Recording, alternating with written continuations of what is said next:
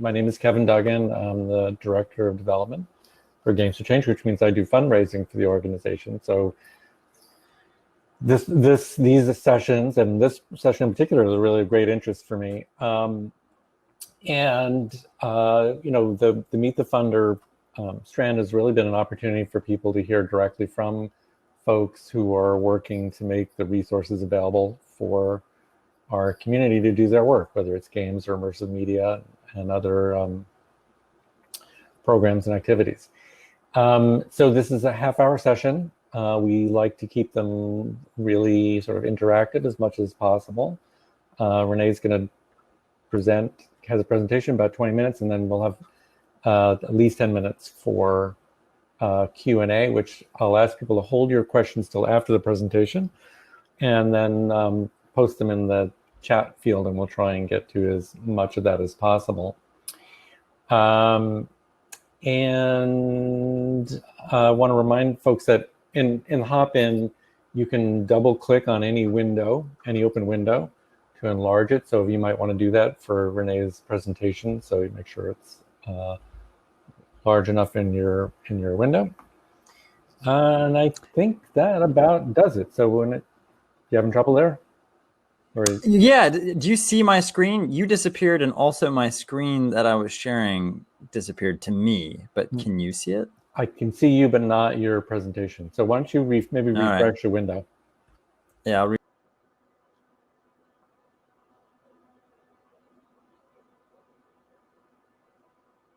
we, of course, just did a tech check, and it worked perfectly before we got into the session. Actually, the first glitch I've seen yet. So I'm back. Let me. You're back. Try again. Try sharing my screen. So you click the little icon at the bottom. Yes, there, and then making it big. There you go. Yes.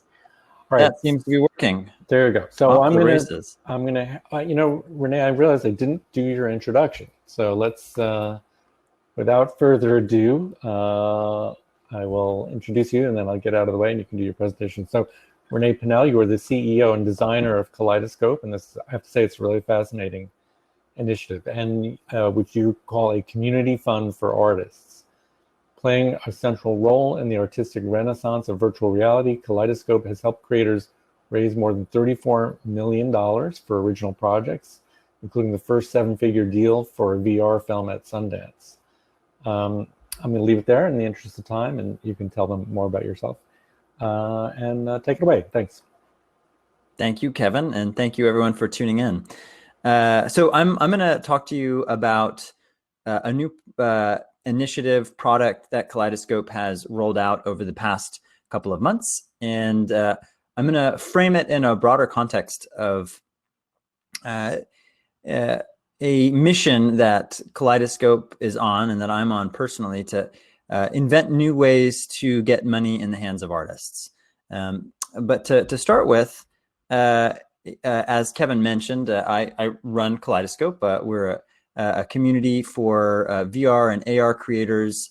At least we have been in the past. We are starting to open up to artists working in all disciplines now.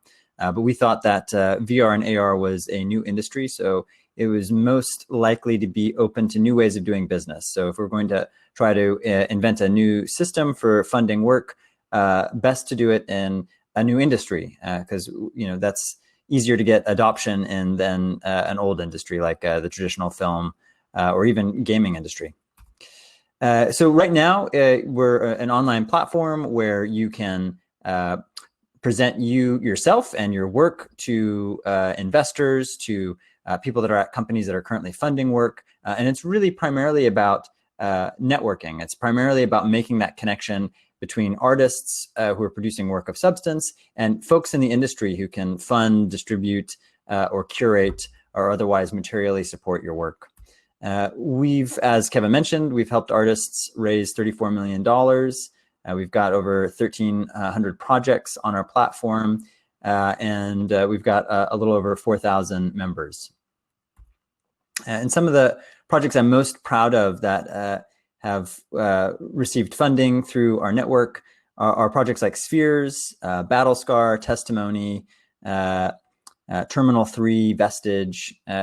some projects that I think when the history books are written about VR and AR, these, they'll have at least a footnote, if not a whole page dedicated to them. But to start off with, I wanted to give you a little bit of a sense of where I come from, so you understand my motivations. I come from a family of artists. This is my grandfather. He was a violinist and had a big band in the 30s and 40s. This is my mother. She's a jazz singer. She's actually pregnant with me when this was filmed. That's my uncle, obviously a saxophonist. He's played with a lot of folks, including Leonard Cohen. And that's my grandmother. Actually, that's... my grandmother was a body double for Dinah Durbin. So that's my grandma right there. Back really far, this is my great-grandfather, who was a vaudevillian acrobat, who played with the Marx Brothers and Bob Hope and Blackstone the Magician. And growing up in a family of artists, I always understood the magic and power of art and how much joy it could bring into people's lives.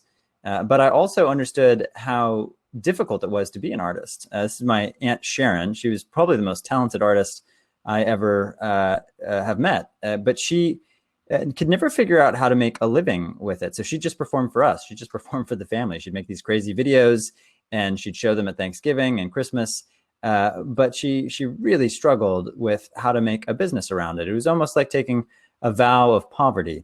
And I think that's true for so many artists who really don't understand or can't figure out, or the system isn't structured in such a way to allow them to live a middle-class, comfortable existence and create their work. And I think that's, I don't think it needs to be that way. I think we can invent new systems that makes being an artist not so insanely difficult, because right now it really is. It is crazy hard to be an artist.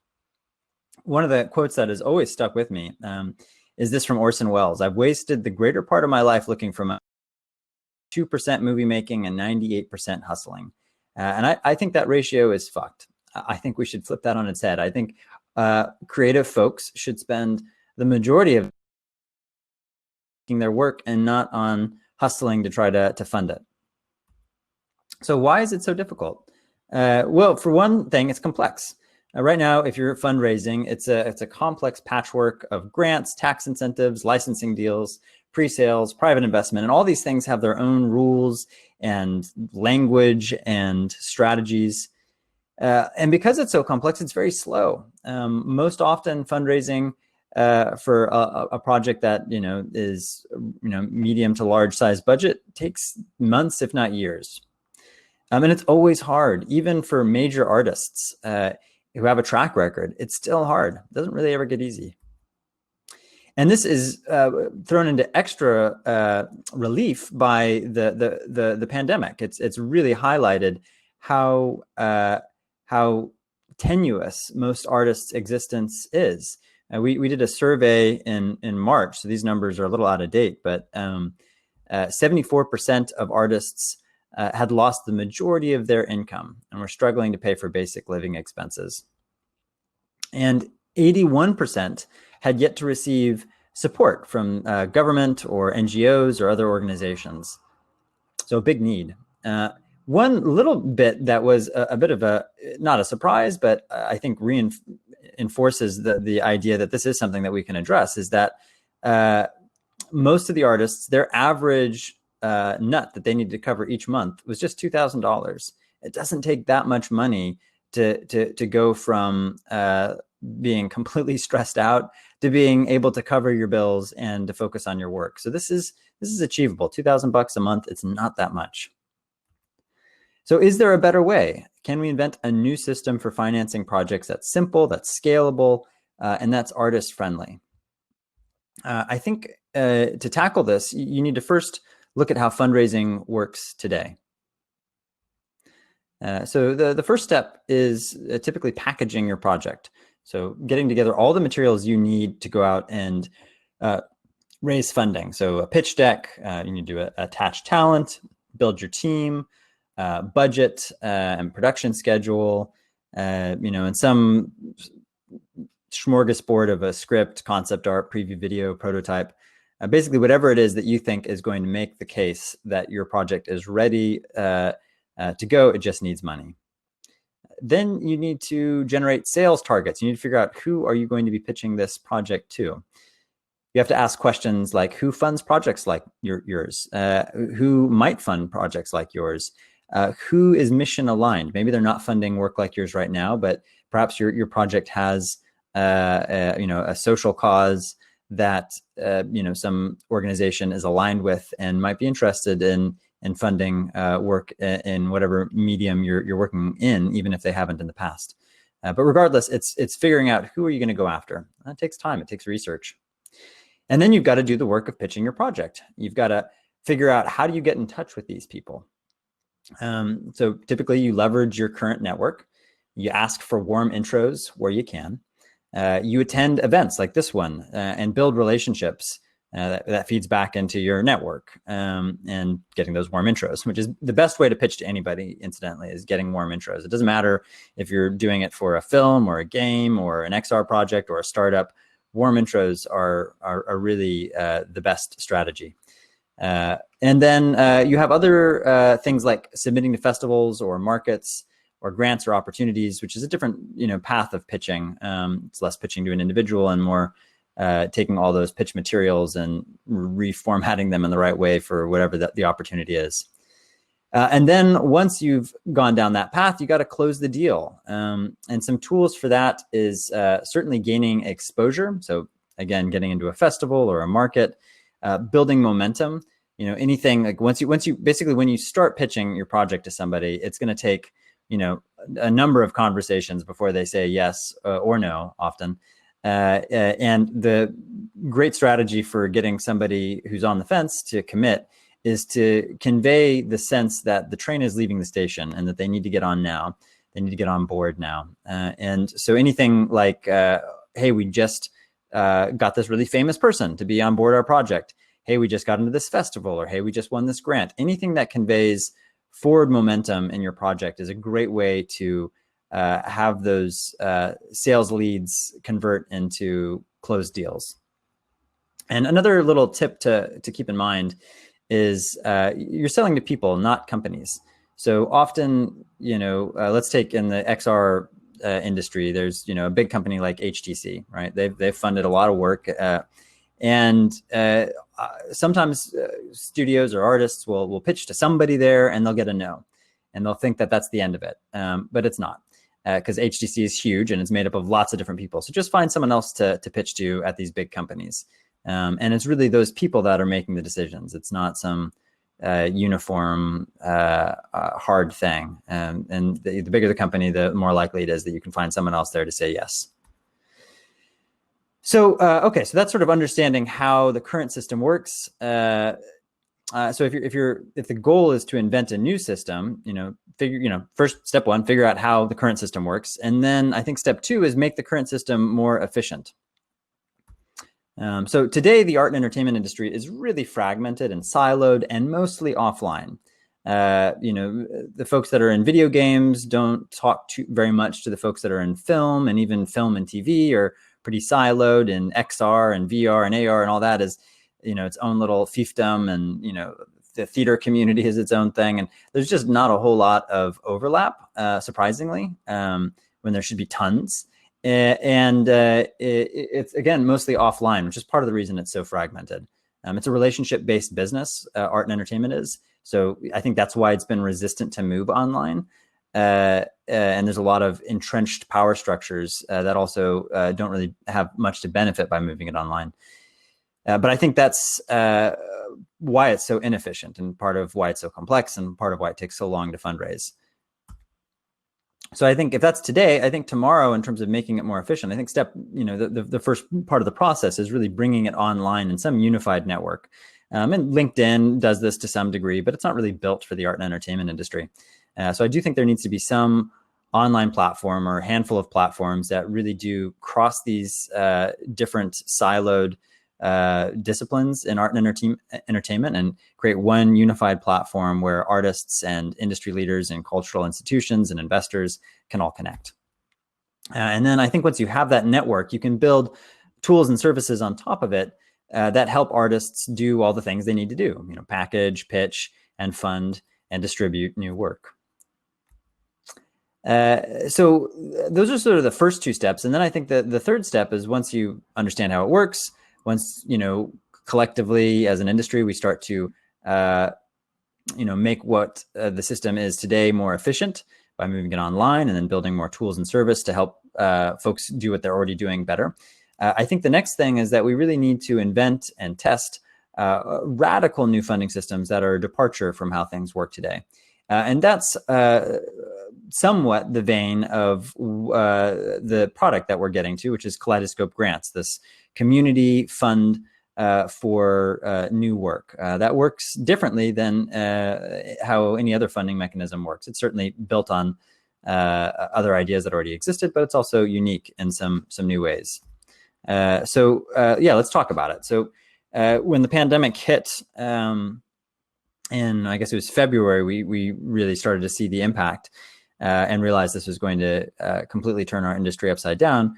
We decided we needed to respond by building something that would help get money in the hands of artists in short order.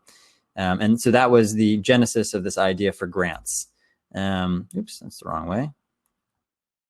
This is the right way. Okay, so how do Kaleidoscope Grants work? So the big idea is that we have a variety of grants, and we take our members and they basically subscribe to that grant. They back that grant at some monthly subscription rate. We've got 4 different monthly memberships that start $25 a month and go up from there. And all that money is pooled into the grant. Artists in the community then can submit their work to the grant. And then the members who are backing that grant vote and select which project wins that cash prize every month. So it's funded and curated by the community, and the projects are from the community. So it's a sort of a closed loop economy. And we have 6 grants that are live right now. And when somebody backs a grant or decides to become a supporting member, they can choose to put their membership dues behind an existing grant, or they can create a new grant on a topic that supports the artists that they care about. So we launched last month a new grant called the Black Realities Grant that's specifically designed to support artists who are Black and working in the immersive industry.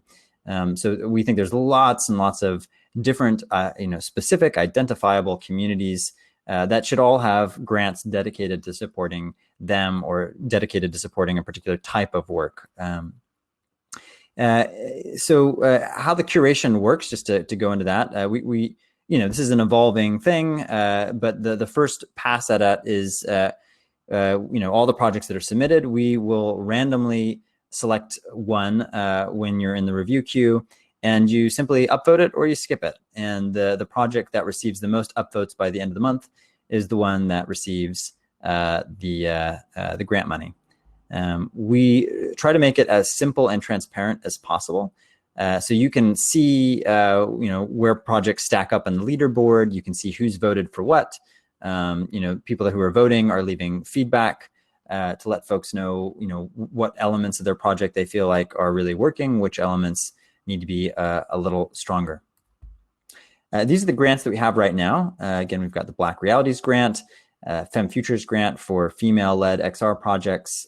We've got the Premium VR Grant, which is for high-quality completed VR projects. We've got the Transformation Grant, which is for performing arts. It's actually moved beyond just VR and AR, so anything that's experimenting with the idea of live. So, some people have been doing really amazing things over Zoom. Some immersive theater troupes I've seen do really amazing performances. Same thing with musicians. Incidentally, the Black Realities Grant is also open for folks working in any medium. It's not just for XR. Creative Challenge Grant, also open for folks working in any medium. That one is really supposed to be, as the name would imply, a challenge to produce work for a small budget in a short frame of time. So the idea is that you have to complete a project within 3 months using, and the project has to be able to be completed for the grant amount. So right now, I think it's like $1,000 or something. And then the Activist Lens Grant, which is for people who are out capturing social injustice in real time, very much a response to all the protests. And these are just the start. We've got at least 10 other grants that we're queuing up that we'll be releasing in the coming months.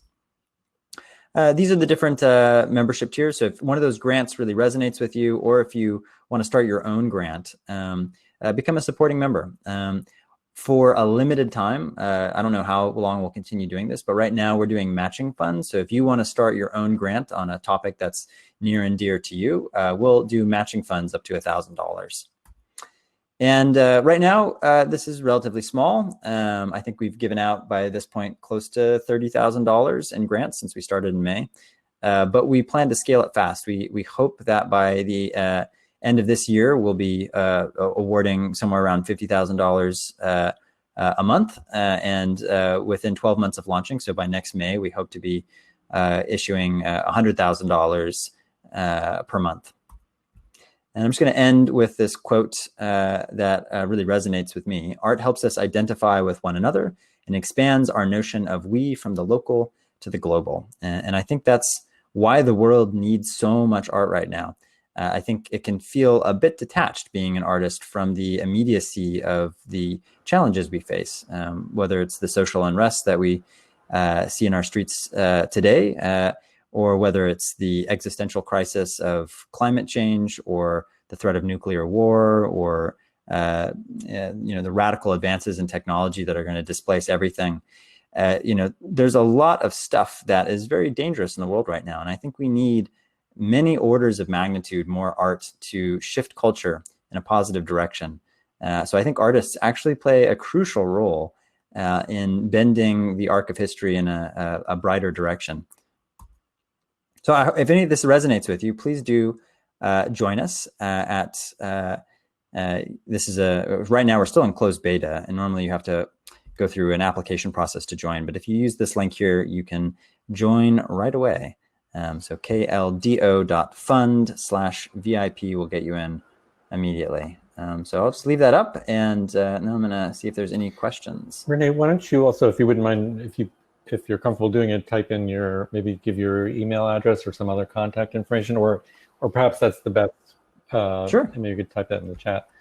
And folks, yeah, please submit your questions via the chat. We have about 10 minutes or so if we run a little bit over.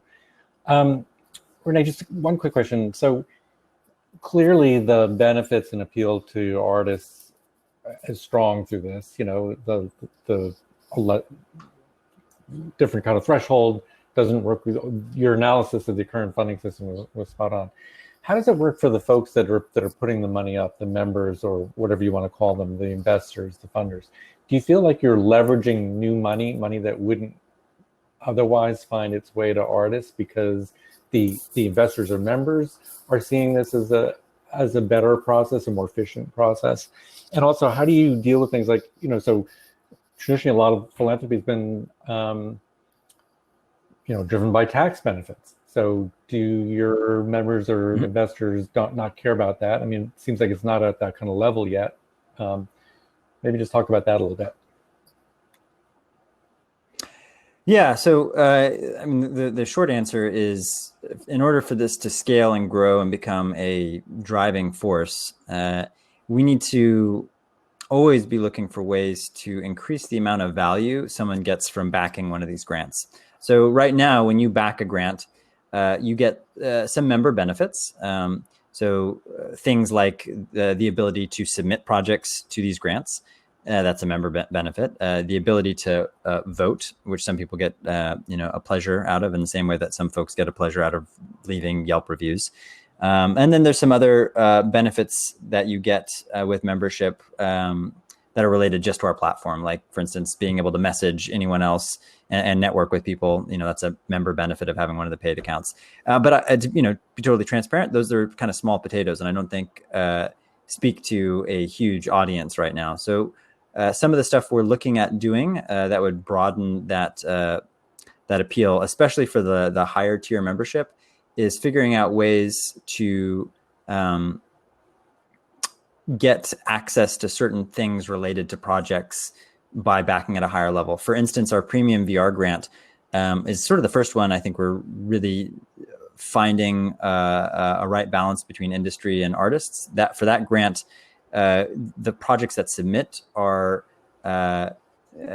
agreeing to a non-exclusive distribution license, and we're getting basically all the people who are doing distribution for 360 content to play nice with each other and pool their funding together to basically get a content catalog of high quality VR projects on a non-exclusive basis. So it works for the artist. They know that if they're submitting to the grant, they have a good chance of getting very broad distribution and receiving some rev share from that and potentially winning the grant itself. And then it works for these companies that are throwing their money into this grant because it's a much faster, more efficient way for them to have a pipeline of content. So I think looking for ways to find that win-win between artists and industry is one way. I think eventually we need to do things that give people just a strict financial interest, meaning that if they're backing a grant, that grant puts money into a project, the project goes and makes a bunch of money. There should be a way to have the people who back that grant see an upside. Right now, there's a lot of legal complication there, but doing things like that, I feel like is how this thing really gets to scale. That was an early effort by the Creative Capital Fund, which you're probably familiar with, which was backed by the Andy Warhol Foundation. I think initially their thinking was to have a mix of sort of philanthropic interest and also some, if a project succeeded, that there'd be a return on investment. I have no idea what or if ever that ever proved to be true, but it's certainly an interesting model. I'll ask you one more question as we wait for folks to put questions into the chat field, which is, so it's a membership model. So to submit your work, you need to be a member, right? To submit a project for consideration, you need to be a member. Mm-hmm. Is there no other due diligence? So you don't want to be a gatekeeper. You don't want to create these sort of the sort of unnecessary obstacles that get in the way of artists. But how do the other members, before they get to the upvote stage, really have a sense that this is a viable project? What kind of vetting or due diligence is taking place? Well, it's up to each person who's voting to look through all the project materials. So right now that's limited to project description, a team section, gallery images, preview video, and a pitch deck. We need, and it's a big gaping hole, we need a way for people to view the VR work itself. A lot of projects are too early to have a prototype, but a lot of projects do have prototypes, and certainly the completed work for, like our premium VR grant, like we should have people be able to see that. But right now people are judging it based on those elements, and it's up to each person how deep they want to go. Some, times people I think are probably upvoting because they are friends with the creator. I think other times they're upvoting because, they like the mission behind the project. And I think other times people go really deep and do good due diligence. But I'm a big believer in the wisdom of crowds.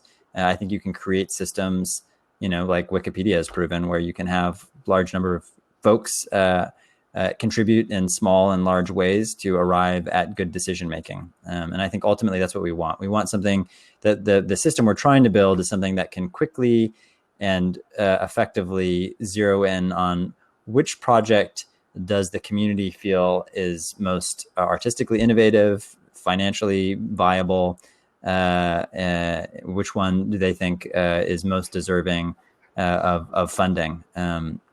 So, I don't think we're there yet. I think what we have is pretty rudimentary, but I do think we're on the right path. And it'll probably not be a straight path, but I do think it's a thing that one can build. And I think our community is very engaged and very vocal about how we can improve it. So I think it will get better over time. So Dove asks, are the projects and their pitch media visible only to members, or are you showcasing to a larger audience too? It's a mixture. And just adding on to that, I mean, if a project comes through the membership and you look at it and you say, this has great potential, could you shop it somewhere else? Or that goes outside the confines of yeah. By no means do we have any exclusivity over these projects. People should be pitching them every which way they can. But privacy is a real big issue, especially with projects that are in development. So that's part of the reason that we're a private community right now. So, you have to be a member to see any projects. The only exception to that is sometimes we'll do a showcase where we curate work and present it, and sometimes those are to a general audience. But 99% of everything that we do is private, and we're not sharing people's work beyond our own member base. And I think we need a lot more nuance to that, the privacy control, because depending on what stage your project is in development, you need to be more careful or not with who's able to see it. Do folks sign some kind of non-disclosure agreement, or that part, or the terms of the membership are you don't talk about what you see in the... No non-disclosure agreement. It's more of a social contract where you're with a bunch of fellow artists. You should not be a dick and steal other people's ideas, but you have to.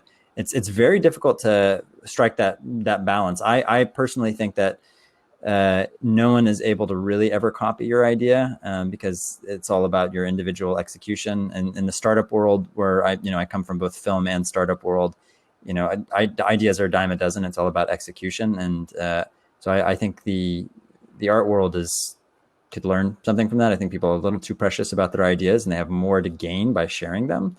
And they increase the likelihood that someone will back or support their work if they talk about their work in a broader context. But I do appreciate that people are really concerned about that. So that's why we keep it pretty locked down. But right now you have to be comfortable with other members seeing your work. We don't have more nuanced privacy settings than that right now. And is Kaleidoscope a corporation or solely owned business or unincorporated? It's a C Corp. It's a C Corp. Yeah. Plain vanilla C Corp. Mm-hmm. I wish it was like a B Corp or something cooler. But it's, we started this in San Francisco, and it's kind of just the default. All right, great. So our time is basically up. And I think we there weren't that many questions today. So I think that maybe that speaks to how good your presentation was. You answered everybody's questions. So just really, well, thank you everyone for listening. I appreciate it. Thank you so much for being here, Rene. And very, good luck with the project. It's really great, much needed. Right. Yep. Thank you, Eric. Thank you, Dov, Russell, and everyone else who listened. And thank you, Kevin, for having me. Thank you. Take care.